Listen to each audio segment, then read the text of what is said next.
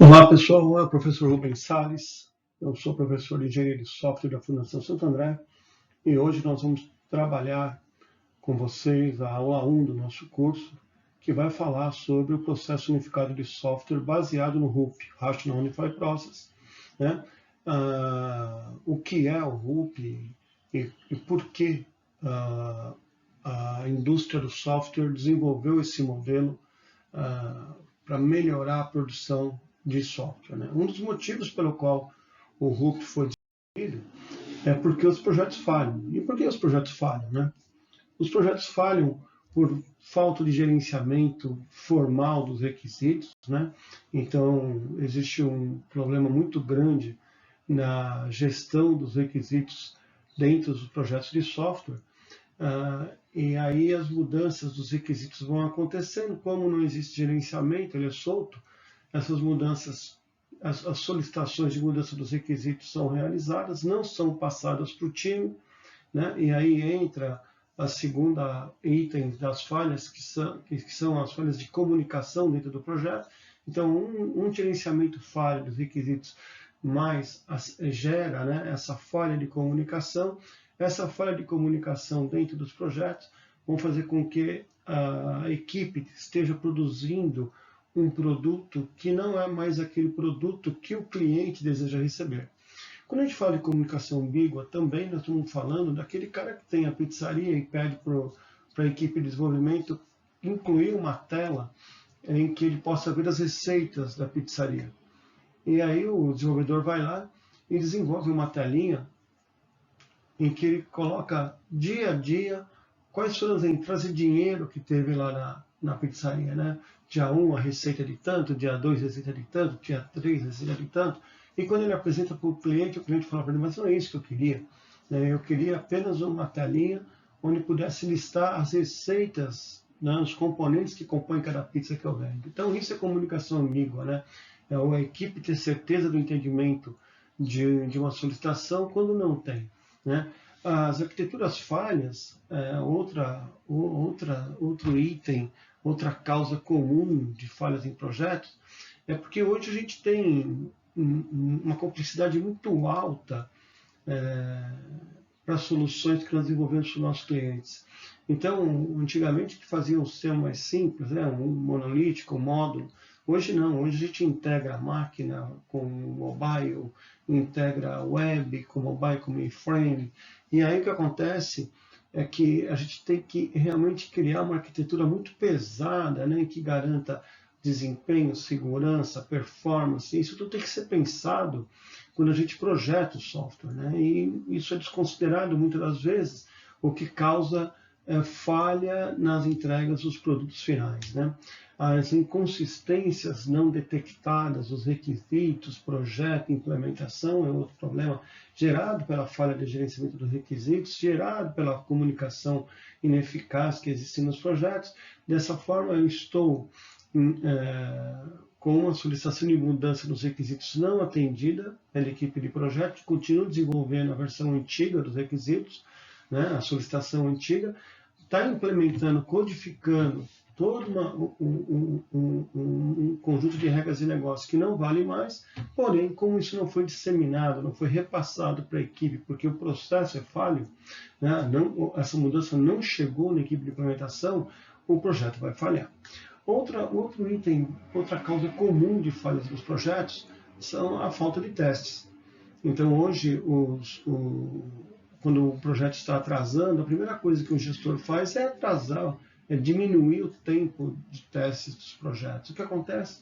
Acontece que os testes, que os erros, os defeitos que a equipe de testes ia pegar no período de testes, quem vai pegar, quem vai identificar isso são os usuários finais. E isso vai gerar um problema enorme, né? Porque o nosso usuário é que vai receber o defeito que a nossa equipe deveria tirar. Outro problema de inconsistência, né, dentro dos projetos, né? Por que os projetos falham? Medições subjetivas, né, do andamento do projeto. Então eu penso que o projeto está 90%, porque está muito bom, mas muito bom é 70%. Então, essa subjetividade na medição do andamento do projeto é muito comum nos projetos e isso também causa falha nas entregas, principalmente com datas, né? Perdi as datas de entregar o projeto. Outro item, outra causa é a falha no gerenciamento de riscos. Então, que tipo de risco envolve o meu projeto? Um risco legal, um risco de projeto, um risco do cliente? Quais as formas que eu tenho para mitigar, para eliminar esses riscos? Né? Isso não percebido, não descrito e não tratado vai ser uma causa grande de falha dentro dos nossos projetos. Outro problema é a propagação de mudanças sem controle dentro do projeto. As mudanças são solicitadas, não são comunicadas, e aí várias mudanças vão sendo recebidas dentro do projeto. A gente faz uma análise de impacto dessas solicitações no restante do projeto, o que impacta em que uma mudança solicitada hoje dentro do projeto vai impactar algo que já está pronto.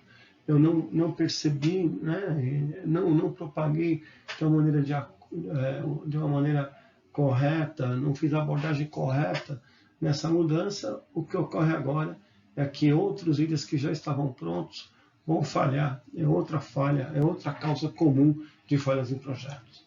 Bacana? Bom, nesse sentido, o objetivo da engenharia de software é construir um produto ou uma melhoria do produto já existente a partir de um processo efetivo que vai prover detalhamento específico, né, de atividades para a construção de um software que atenda às necessidades dos nossos usuários.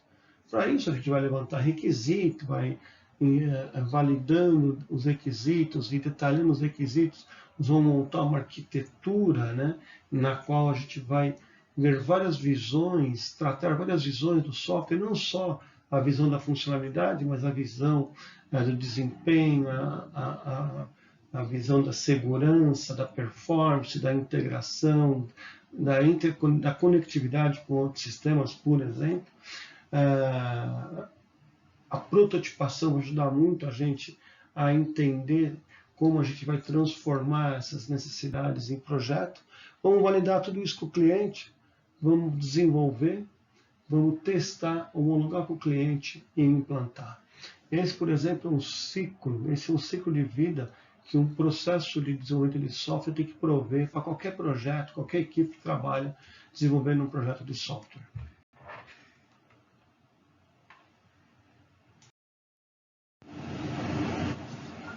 Bom, um processo de desenvolvimento de software é um conjunto de atividades necessárias para transformar as necessidades dos usuários, suas necessidades e suas expectativas em um sistema de software.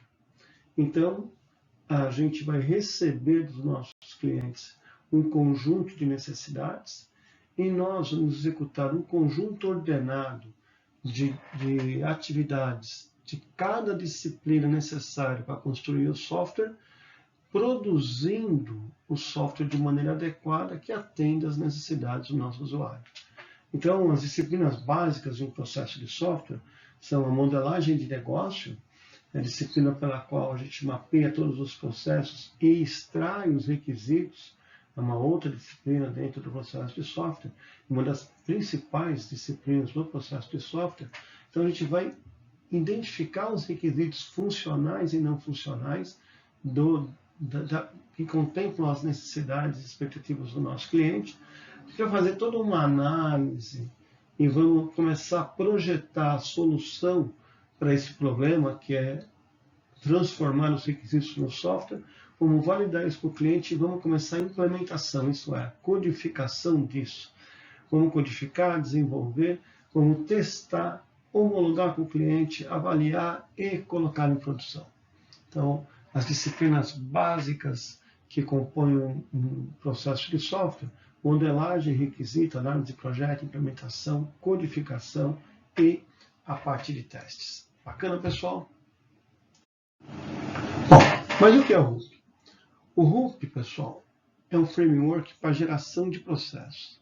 Isso é, um framework é uma caixa, é uma coleção de processos. Assim como tem framework de programação, onde já tem vários objetos para a gente reusar, um framework de processos que tem lá dentro um conjunto de processos prontos que vão me orientar, que eu posso reusar para criar a minha metodologia de sistemas.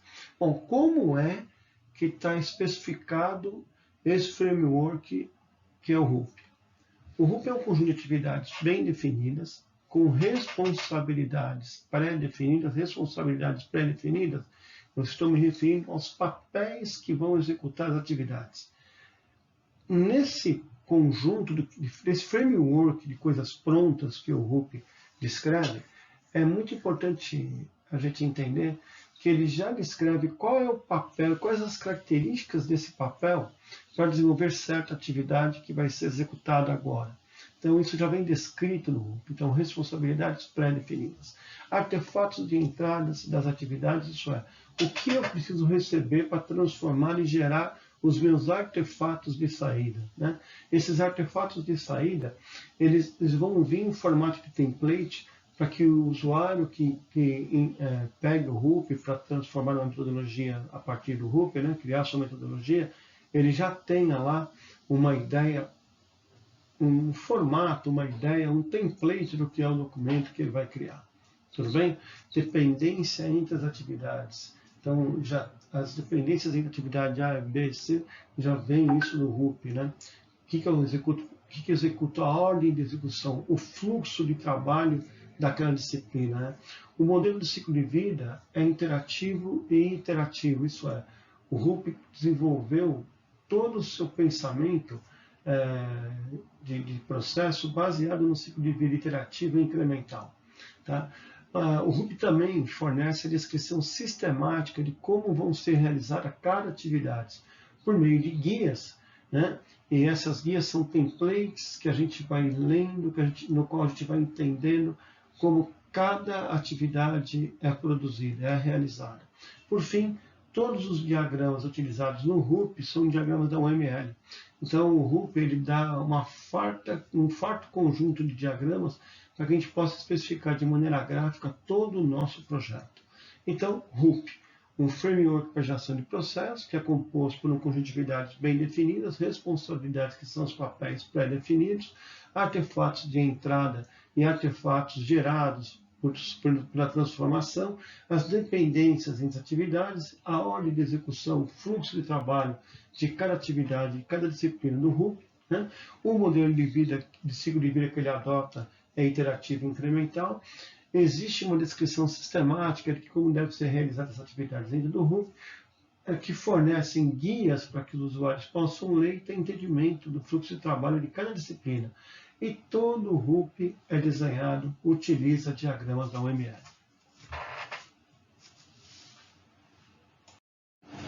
Bom, o RUP ele pode ser entendido considerando 3 conceitos chaves da engenharia de software. O primeiro é que ele é desenvolvido considerando uma arquitetura de software. Isso é, eu vou considerar as especificações de todos os componentes e a interligação entre eles. Então, eu não vou só prestar atenção nas funcionalidades que o cliente quer e as regras de negócio que determinam o comportamento lógico desse requisito, né?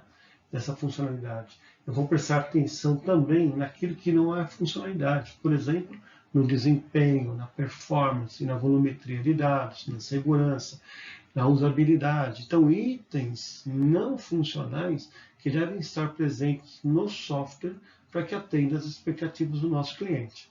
Então, isso é, cada visão dessa, visão de segurança, visão de usabilidade, visão de desempenho, de performance, cada visão dessa compõe o que nós chamamos de arquitetura de software.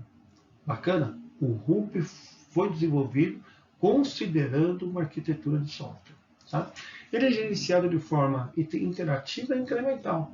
Né? Então, o ciclo de vida adotado pelo RUP é um ciclo de vida interativo e incremental, na qual se define um problema, lista várias opções de solução, implementa essa solução, testa e disponibiliza uma versão para que o nosso cliente possa usar. Então, ao invés de eu ter um projeto enorme, grande, eu vou partilhar esse projeto em pequenos projetos, que eu vou chamar de iteração, e cada projeto entregue, eu entrego um pedaço de uma funcionalidade para que meu usuário possa ou não utilizar. Bacana? Por fim, um terceiro conceito é o que é baseado em caso de uso. Então, o RUP é baseado em caso de uso. O que significa isso? Significa que o caso de uso é uma ferramenta que a gente utiliza para identificar e detalhar requisitos. Então, os requisitos são necessidades declaradas pelos nossos clientes, as quais necessariamente devem estar presentes no software. Então, eu posso dizer que se o RUP, por meio dos seus casos de uso, captura os requisitos, e os requisitos é aquilo que o usuário deseja que o software tenha, então eu posso falar que o RUP é orientado às necessidades do usuário. Isso é, eu trabalho para que eu possa ter um entendimento dos requisitos e evoluir e transformar esses requisitos ao longo do processo de software em produtos, artefatos e objetos que vão compor a solução de software que eu estou criando para o meu usuário. Bacana? Então, 3 conceitos chaves que o RUP é considerado para o entendimento do RUP. O RUP foi desenvolvido considerando uma arquitetura de software, o RUP é gerenciado de forma interativa e incremental, e ele é baseado em caso de uso, em outras palavras, ele é orientado às necessidades dos usuários. Bom, então dessa forma, o RUP ele traz um conjunto de boas práticas que já vêm implementadas quando você implanta o RUP na sua empresa. Então, quando eu crio uma metodologia de desenvolvimento de software a partir do RUP, eu ganho algumas boas práticas. Entre elas, eu posso citar aqui o gerenciamento de requisitos, uma prática que o RUP trabalha bastante, a gestão dos requisitos. A gente vai desenvolver software de maneira iterativa, isso ao invés de eu pensar num projeto de 12 meses, eu vou pensar em 12 projetinhos de um mês. E vai ser muito mais fácil, muito mais simples eu entender o conteúdo de um projeto de 30 dias, de 4 semanas, do que um conteúdo de projeto de 40, 50 semanas. Tudo bem? Eu vou utilizar arquiteturas baseadas em componentes, então tudo quando eu pensar numa solução, eu vou pensar em componentes de front-end, em componentes de back-end, em componentes de banco de dados, em componentes de interconexão com outros sistemas. Então, como que eu vou, componentes de segurança, então toda a arquitetura é baseada em componentes. A gente vai modelar o software de maneira gráfica, visualmente, porque o RUP ele tem todos os seus diagramas, toda a sua forma de especificar foi baseada na UML. Então a gente vai usar muitos dos diagramas da UML para especificar uma arquitetura de projetos utilizando o RUP. Bacana? Outro item é que a gente verifica a qualidade do software constantemente, porque eu faço entregas parciais, eu faço entregas por iterações. Então, a cada iteração, eu crio um novo produto, eu valido esse produto com o meu cliente, dessa forma, constantemente eu estou validando a qualidade do que eu estou entregando. E, por fim, uma outra boa prática que o RUP vai trazer para o seu time é que o RUP controla as mudanças no software. Então, toda mudança que é solicitada dentro do software, essa mudança ela é controlada, essa mudança é percebida e faz parte do processo de software tratar as mudanças. E isso é um ponto fundamental para quem trabalha com desenvolvimento de software. Tá bom? Então, 5, 6 boas práticas incorporadas, desenvolvimento de software de maneira interativa, gerenciamento dos requisitos, arquitetura baseada em componentes, o software modelado de maneira visual usando o ML, a gente verifica a qualidade do software de forma constante e também controla as mudanças do software de maneira constante. Bacana? Bom, então o RUP é um processo de engenharia de software que busca implementar as melhores práticas por meio de uma abordagem disciplinar, em que especifica, atribui e gerencia as tarefas e responsabilidades de um projeto de desenvolvimento de software.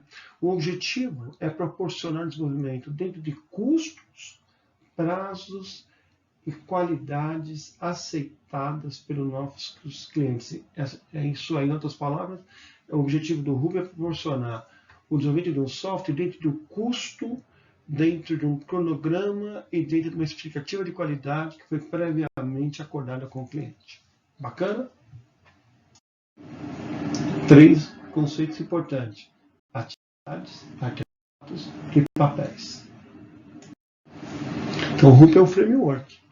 É um framework de processos prontos, em que eu vou, a partir dele, customizar um processo para a minha empresa. Um modelo de processo baseado no RUP, que é um modelinho que a gente vai usar bastante, né? Um cabeçalho com o nome do processo. Do lado esquerdo, as entradas e da onde é a origem dessas entradas. Então, documento de requisitos aprovado pelo cliente, modelo de dados, um protótipo. Essas são entradas para o processo elaborar caso de teste. Aí, as atividades que eu vou executar para transformar essas entradas, trabalhar todas essas entradas, analisar, juntar, trabalhar essas entradas e criar um artefato de saída, que no caso desse processo são os casos de testes. Bacana? Bom, essa é a representação gráfica do RUP. Então a gente vai ver que na horizontal estão as fases: iniciação, elaboração, construção e transição. E na vertical a gente vai ter as disciplinas que compõem o RUP. Então, modelagem de negócio, requisito, análise de design, implementação, que é codificação, testes, implantação, que é a disponibilização do software para o usuário final trabalhar, e aí com alguns processos gerenciais, algumas disciplinas gerenciais, como gerência de configuração e mudança, gerenciamento de projeto e ambiente. Então, essas 9 disciplinas compõem um framework de processos que a gente chama de processo unificado. O RUP ele está especificado da seguinte forma, né? Ele está especificado por processos. Esses processos eles estão organizados em disciplinas. Então, a disciplina de modelagem de negócio tem alguns processos. A disciplina de requisitos ela tem alguns processos. Essas disciplinas elas estão descritas por meio de fluxo de trabalho. Isso é, qual é a sequência que esses processos devem ser executados. Para cada processo desse, para cada atividade dessa, a gente vai produzir um determinado resultado, né? E essa atividade ela é descrita por meio de um diagrama, que chama de diagrama de atividade, que vai apresentar todo o fluxo, isso é, qual a sequência que essas atividades devem ser realizadas. Por fim, esses diagramas vão mostrar todas as atividades desse grupo, né, dessa disciplina, os papéis e os artefatos de entrada e saída, aquilo que eu recebo e aquilo que eu vou entregar como resultado do processo. É assim que está especificado o processo unificado. Bacana, pessoal? Com relação às fases, nós temos 4 fases dentro do RUP. 4 fases. A iniciação ou a concepção do projeto, a elaboração, a construção e a transição. Na concepção, a gente vai definir o escopo do projeto. Na elaboração, a gente vai definir os requisitos e vamos montar uma arquitetura, isso é, a gente vai, lembra quando eu falei de arquitetura? A gente vai pensar em aspectos que estão relacionados a bancos, a segurança, a hardware, a conectividade entre outros sistemas, né? Conexão com outros sistemas. Nós vamos pensar em tudo isso, né? Para que a gente possa elaborar a arquitetura do projeto. Depois a gente vai construir, que é desenvolver, que é codificar aquilo que nós desenhamos e projetamos. Por fim, nós vamos testar, homologar para o cliente e fazer a transição para o ambiente de produção. Então, 4 fases: concepção, elaboração, construção e transição. Por meio do RUP, o RUP fornece para a gente uma distribuição, na visão dele, ideal para que a gente possa desenvolver um projeto de software e ver se o meu cronograma está dentro daquilo das expectativas do RUP ou não. Então, por exemplo, esforço e cronograma. Aí cabe eu fazer um parênteses para vocês aqui. Por exemplo, eu posso ter um cronograma com duração de 5 dias com uma pessoa trabalhando full time. Se a pessoa trabalha 8 horas por dia, 5 dias úteis vão dar 40 horas de esforço. Bacana? Então eu tenho lá esforço 40 horas, 5 dias úteis de projeto. Show de bola? Show de bola. Agora, para os mesmos 5 dias úteis de projeto, eu posso ter um outro caso que eu tenho part-time do uso do recurso naquele projeto, na execução daquela atividade. Então, nesse caso, eu vou continuar tendo 5 dias úteis na duração do cronograma, porém, Agora eu vou ter 4 horas do recurso por dia, vezes 5 dias, 20 horas de projeto ao invés de 40. Então, o meu esforço nessa parte do cronograma é de 20 horas. Então, veja que eu posso ter esforços diferentes para o mesmo período de tempo. É isso que o grupo está falando. Então, por exemplo, eu tenho aqui 1.000 horas de projeto. 1.000 horas de projeto para fazer em 100 dias.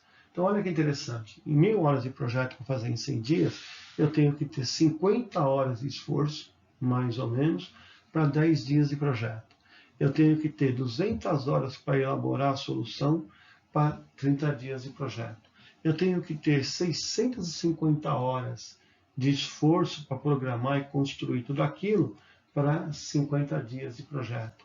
E eu vou ter 10 horas, 100 horas de testes e transição para produção para 10 dias úteis de projeto. Perceberam? Então, o conceito de esforço e cronograma ficou claro para vocês, né? Esforço relacionado a horas que eu vou despender dos meus recursos para elaborar, para executar um cronograma, e cronograma é a duração que eu tenho do projeto na linha do tempo. São coisas diferentes. O RUP é interessante, isso aqui é uma pergunta de prova, até de muito teste, né? Se eu te der 1.000 horas, como que você distribui o esforço e o cronograma desse projeto nas fases do RUP? Bacana, gente? Então, de novo, só para reforçar, com o RUP é iterativo incremental, cada fase do RUP, né, seja ela a concepção, a iniciação, né, a elaboração, a construção e transição, ela acontece várias vezes dentro do projeto. Então, eu crio pequenas iterações, por exemplo, um projeto de 1 ano, 12 meses, e eu vou ter 12 iterações de 4 semanas. Então, todo o ciclo vai se repetir durante as 4 semanas subsequentes de projeto. Então, é como se eu tivesse 12 projetos, pequenos projetos de 4 semanas sendo executados na linha do tempo. Tá claro isso, pessoal? Bom, um processo iterativo incremental é aquele que vai combinar as boas práticas do processo iterativo incremental, né? E isso o RUP trabalha, né? Então, como a gente falou lá atrás, o RUP ele é uma combinação de práticas iterativas incremental, orientado totalmente à arquitetura e guiado por caso de uso. É legal falar sobre isso, porque quando a gente falar que o processo é incremental, a gente primeiro tem que entender, fazer uma revisão do que é o processo incremental, né? Então, no modelo de processos de software, no modelo de ciclo de vida incremental, a gente tem uma ideia de desenvolver um produto a partir de uma implementação inicial e uma evolução na linha do tempo de acordo com o feedback do cliente. Então, o cliente vai me dando novas, eu vou detalhando as regras de negócio, eu vou detalhando os requisitos, e conforme eu vou detalhando, eu vou incrementando novas funcionalidades, ou um subconjunto de funcionalidades, às funcionalidades já existentes, ou novas funcionalidades, e vou entregando isso a cada iteração.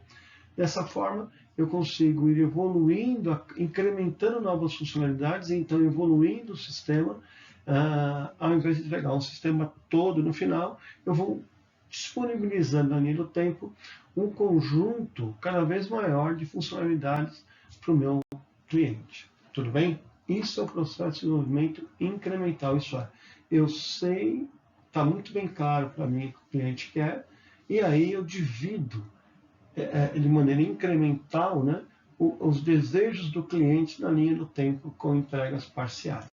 Quando a gente fala de processo interativo, a gente também vai evoluir na linha do tempo com os requisitos. A grande diferença entre o processo iterativo e incremental é que lá no incremental, quando a gente define os requisitos, o cliente já tem bem claro quais são os requisitos que ele quer, e eu vou detalhando as regras de negócio desses requisitos ali no tempo, mas eu não mudo o requisito. Quando eu falo do processo iterativo, esses requisitos ainda não estão claros para o cliente. Então, eu não sei se eu quero cadastrar um cliente ou se eu vou capturar esse cliente ou receber a informação do cliente por meio do XML. Então, o que eu vou implantar? Capturar cliente ou incluir cliente? Né? De que forma eu vou fazer isso? Não está claro para mim ainda. Então, essa evolução, esse refinamento, eu vou fazendo de maneira sucessiva, né? Na linha do tempo, a cada nova iteração. Então, eu vou descobrindo o que o cliente quer, eu vou colocando em produção e detalhando isso ao longo do tempo. Diferente do processo interativo, em que eu já sei, o cliente já sabe o que ele quer receber, e na linha do tempo eu vou detalhando as regras de negócio de cada requisito desse. Tudo bem? Então, voltando aqui para a interação, a cada nova interação, o software vai sendo melhorado através da adição de um nível maior de detalhe. Né? Então, eu vou tendo mais detalhes, vou incorporando esses detalhes no sistema.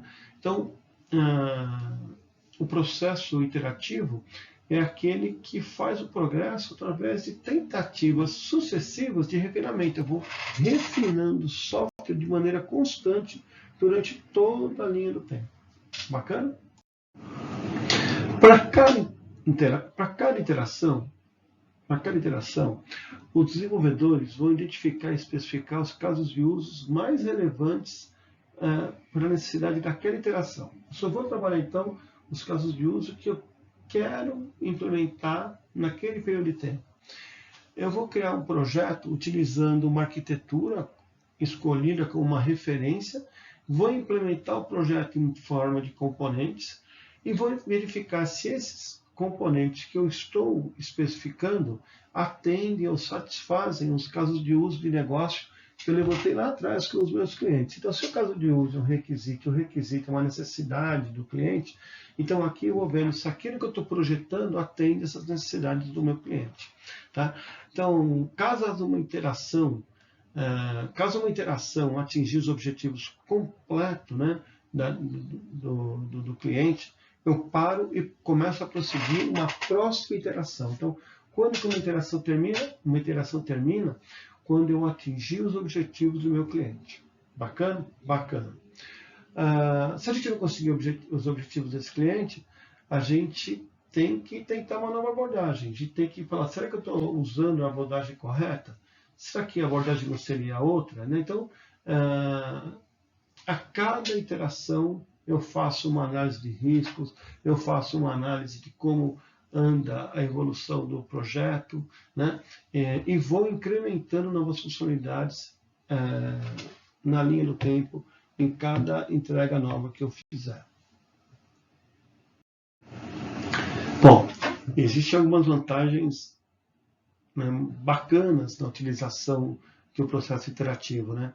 Existe uma flexibilidade no planejamento e na execução do projeto, porque, pensa bem, é bem melhor e bem mais assertivo eu planejar 4 semanas de projeto do que 12 meses de projeto.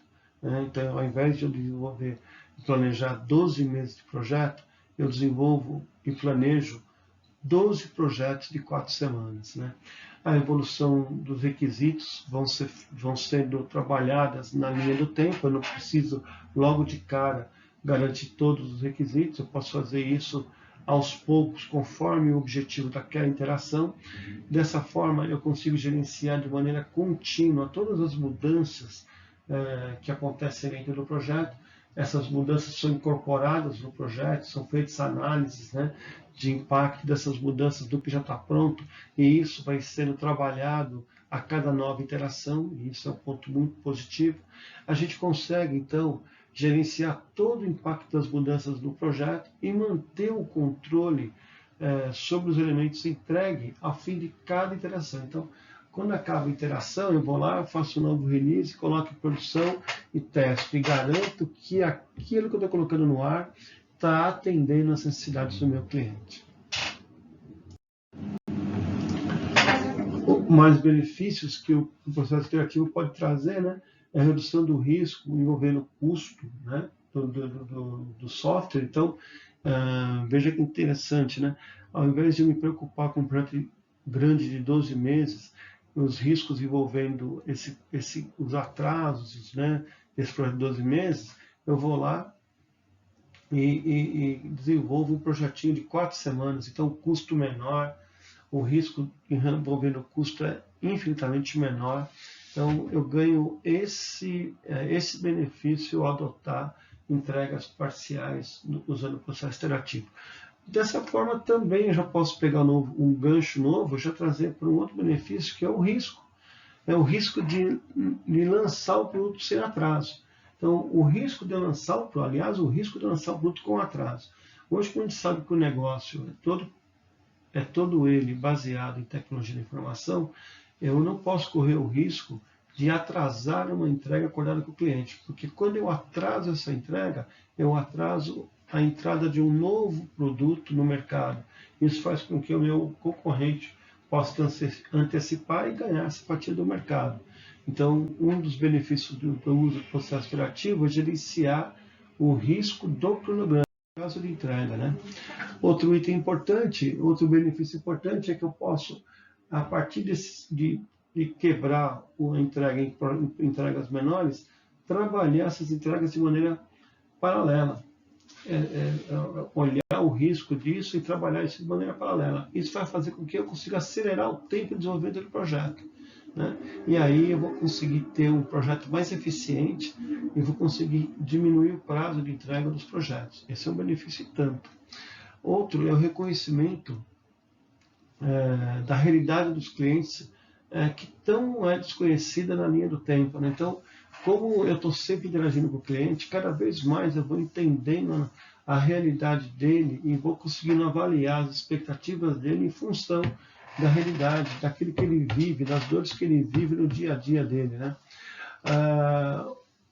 Como os requisitos são refinados, como eu vou entregando isso de maneira sucessiva e de maneira frequente, então eu vou refinando os requisitos a cada nova iteração.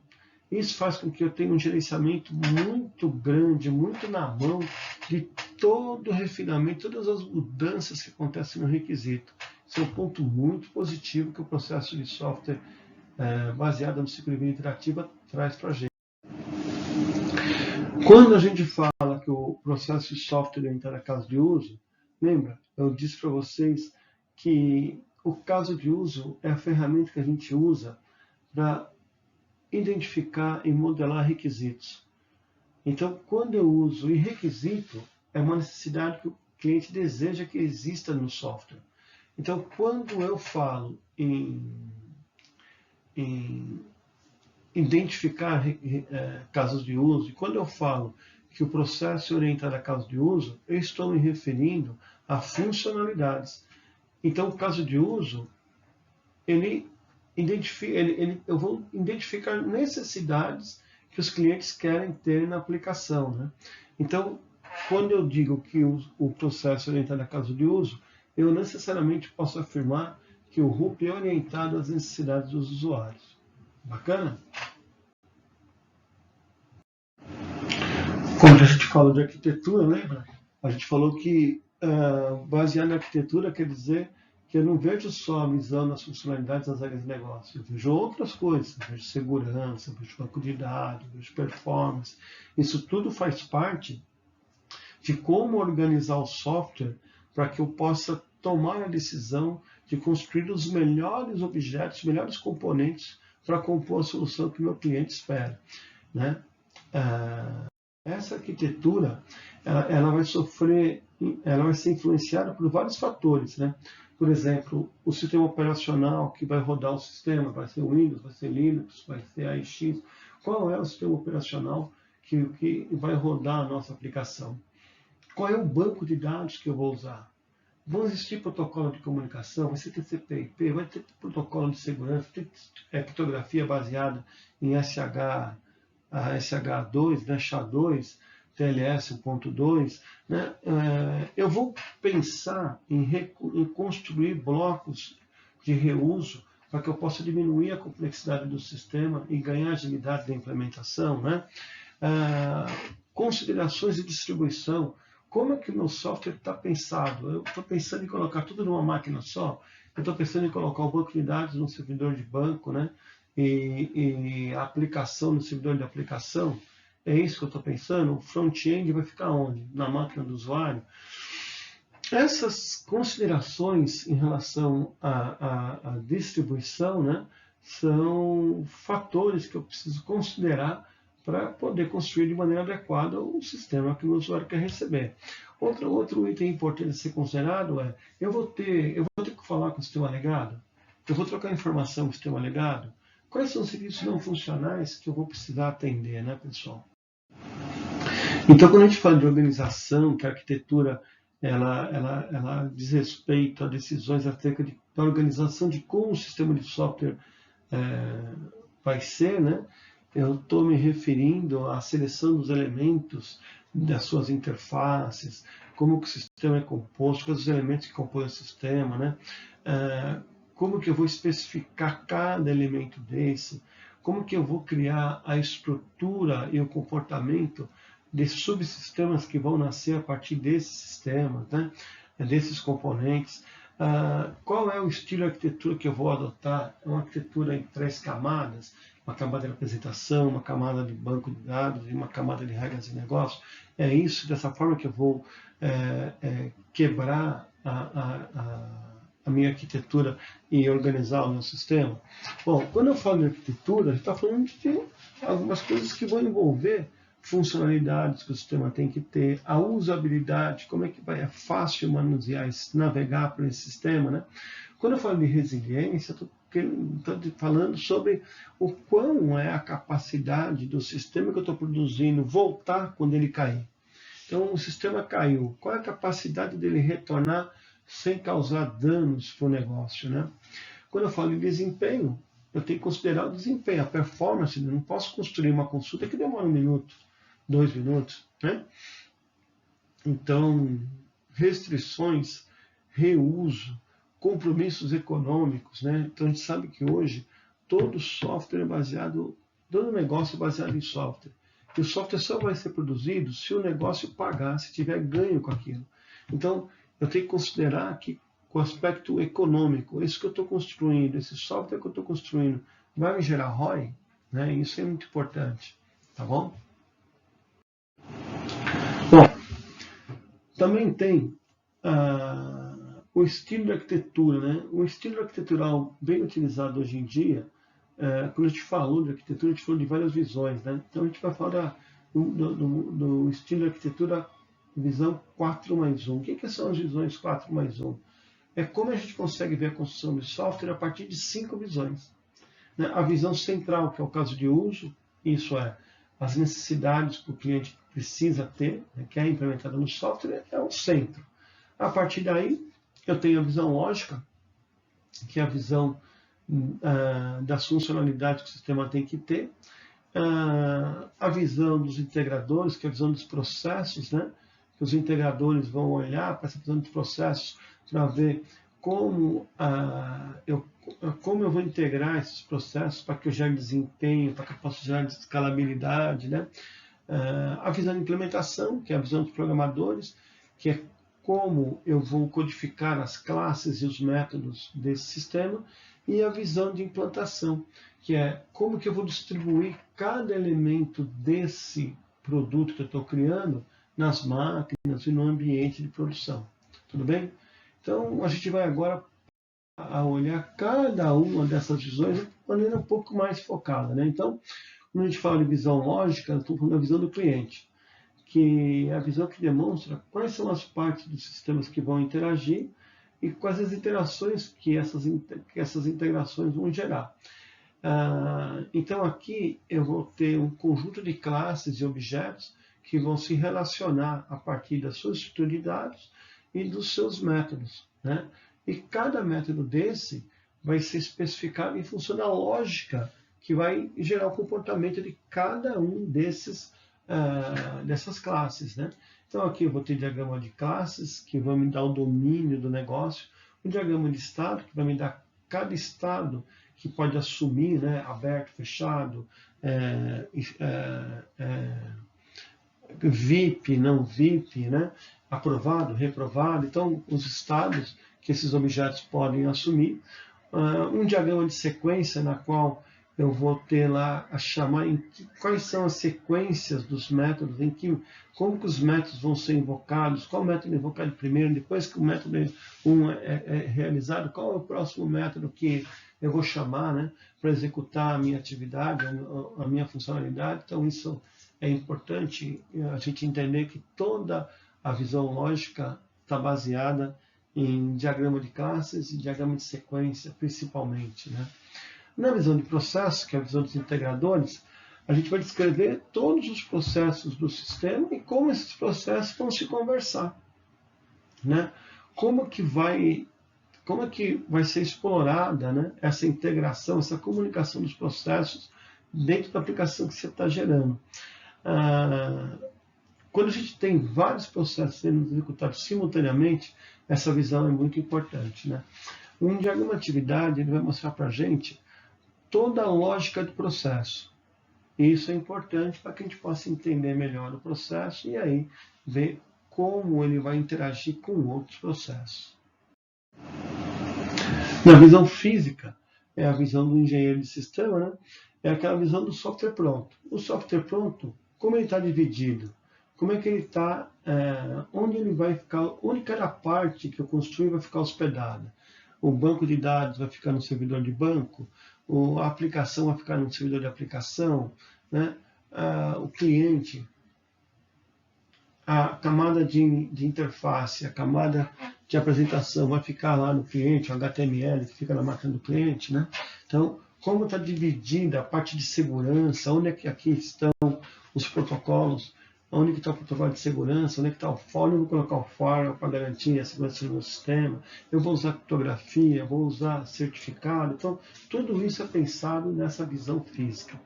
E por fim, a visão do desenvolvimento, né, que é a visão do implementador, que é a visão de implementação, que é a visão do programador, que estão as classes, os métodos, os builds que eu vou construir, né? Então é uma visão bem técnica de programação mesmo. Para terminar essa visão, ela é totalmente centrada no caso de uso. Então a visão no caso de uso é a visão que vai fornecer e vai apresentar todas as funcionalidades que o sistema deve ter. Então ele vai ilustrar o que o sistema deve fazer, né? Com essa visão, a gente vai entender certinho como os usuários imaginam receber o sistema, né? Essa visão ajuda também a definir e a explicar como que a gente vai estruturar cada uma dessas funcionalidades para que a gente possa garantir aquela visão 4+1. Então, a partir dessa visão aqui das funcionalidades, eu vou começar a fazer perguntas relacionadas àquelas outras 4 visões. Então, eu vou interagir capturando informação. Para essa funcionalidade, eu vou interagir com o sistema para capturar informação. Se eu vou interagir com outro sistema, de que forma que eu vou interagir? Eu vou integrar via serviço, via SOA? Não. É via XML? É via POST? De que forma que a gente vai interagir com outros sistemas a partir dessas funcionalidades, né? Então, veja a importância da gente ter uma arquitetura e uma visão de caso de uso dessa arquitetura, né? Porque são as necessidades dos nossos clientes, ok? Bom, aqui é como o Ruby, quais são os artefatos que o Ruby possui que vão dar suporte a cada visão dessa de arquitetura. Então, na visão dos requisitos, o modelo de caso de uso e as especificações de requisitos não funcionais, né? Na visão lógica, todo o modelo de design, né? Todas as especificações técnicas, todo o protótipo com o modelo de navegação, que é o modelo de user experience, né, do cliente, toda a modelagem de dados vai estar aqui, né, garantindo o entendimento da lógica pela qual eu vou construir a solução. Na implementação, aqui não vou falar de modelo de implementação de código mesmo, como que eu vou codificar, que se eu vou usar algum padrão, se eu vou usar algum framework de código, vai ficar aqui declarado. Nos processos, eu vou desenhar, eu vou projetar todos os meus processos para que eu, entendendo o funcionamento de cada processo, eu possa começar a extrair as regras de negócio que vão ser base para a minha lógica de cada processo, né? Então, olha como está amarradinha essas visões também, né? E, por fim, a visão de implantação, que dentro do Ruby tem um artefato, que é o modelo de implementação, que é o modelo de implantação que a gente vai usar para entender fisicamente onde está cada objeto criado para aquela solução. Bom, dessa forma a gente encerra aqui essa videoaula, né? Espero que os objetivos da aula, quero apresentar para vocês o que é o processo unificado, como ele foi concebido, a estrutura dele, né? Os conceitos chaves que envolvem o RUP, né? A importância de utilizar o processo de software para desenvolver aplicativos de qualidade, né? Então, espero que essa aula de hoje tenha carregado essas variáveis aqui do perfil profissional de vocês e a gente se vê na próxima aula. Muito obrigado, pessoal.